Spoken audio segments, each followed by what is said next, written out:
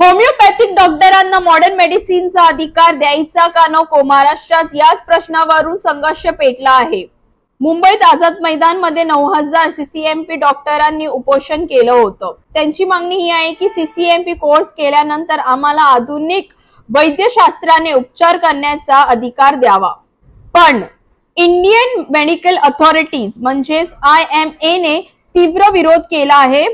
त्यांचं म्हणणं असं आहे की क्रॉसपॅथीमुळे रुग्णांच्या सुरक्षेला धोका निर्माण होऊ शकतो, म्हणून त्यांनी तीव्र विरोध केला आहे। महाराष्ट्र होमिओपॅथी परिषदेचे डॉक्टर बाहुबली शाह म्हणाले की डॉक्टर सक्षम आहेत आणि रुग्णांच्या सुरक्षेची हमी आम्ही देऊ शकतो। मुख्यमंत्रीच्या हस्तक्षेपानंतर सरकारने 4 दिवसाची मागणी मागितली आहे, पण डॉक्टरांनी सांगितले जर 8 दिवसात ठोस निर्णय झाला नाही तर आम्ही परत उपोषणाला बसू।